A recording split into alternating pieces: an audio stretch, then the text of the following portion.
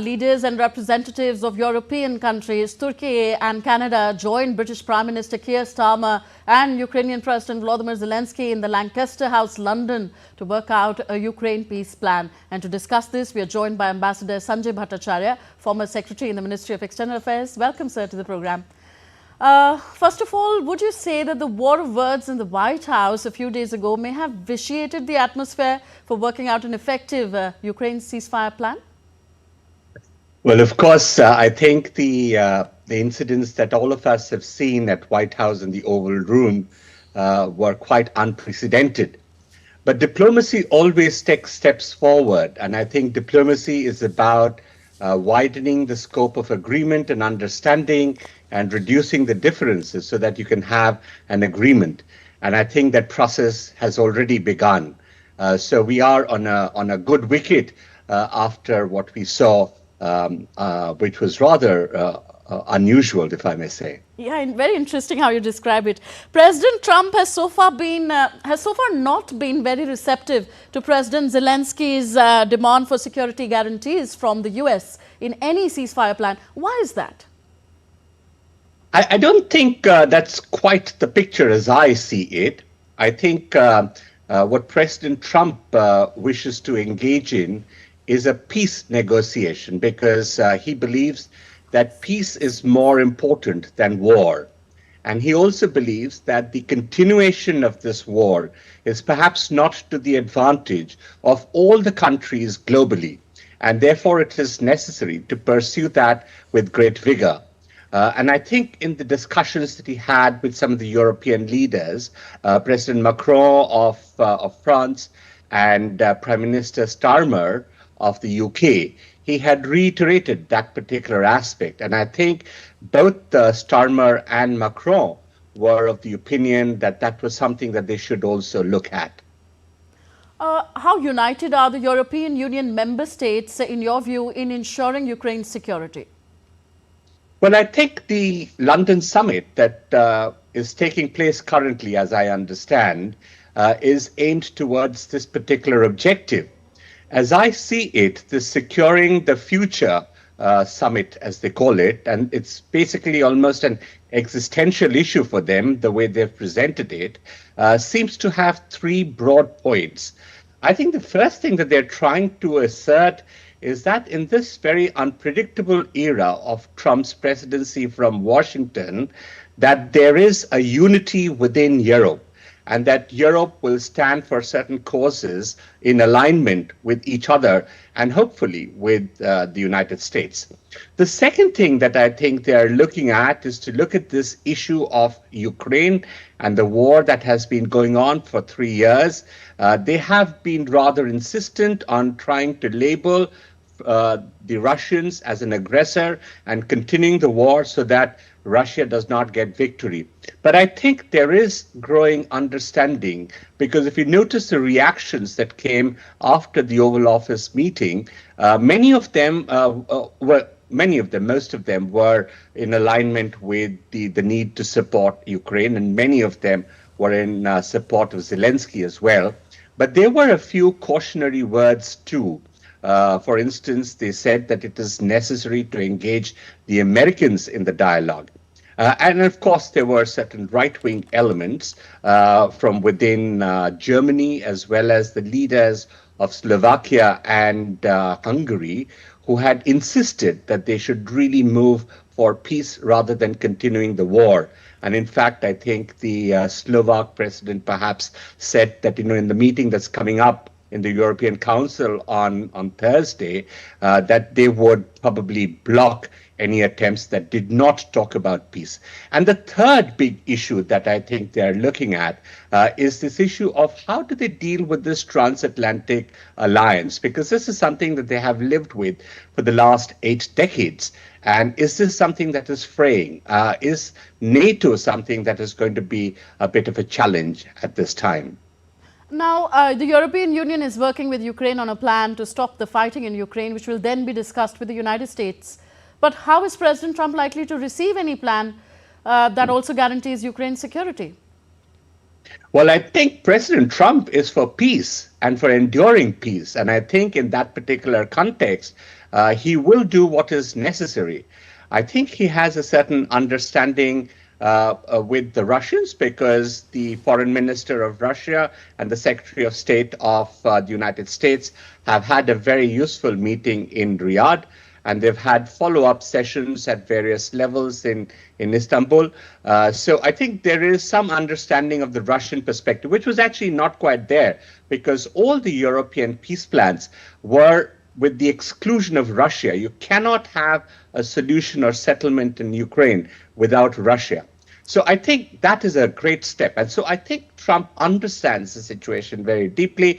He's committed, I think, to bringing about a certain durable situation over there. And he wants the Europeans to have a greater sense of responsibility towards the whole affair, particularly in the burden sharing.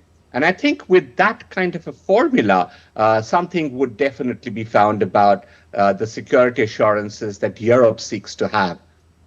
Do you see a situation perhaps arising, and soon, where the European Union alone may have to ensure that Ukraine's resistance remains intact in its conflict with Russia? And how effectively will it be able to do that?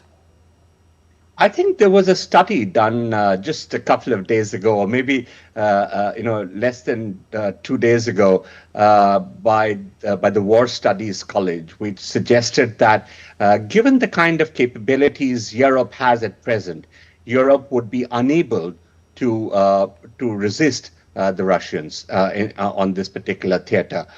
They have neglected their own commitments to defense.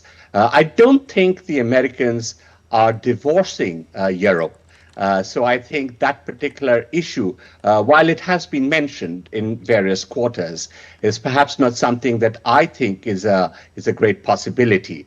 And I think what the Americans wish to do, and I think the Americans have already told the Europeans about this, and the Europeans are coming on board, is that till such time that the Europeans do not have the full capability, that they will step up their capability on the defense side. But till such time that they don't have the full capability, the Americans will be with them in terms of the alliance.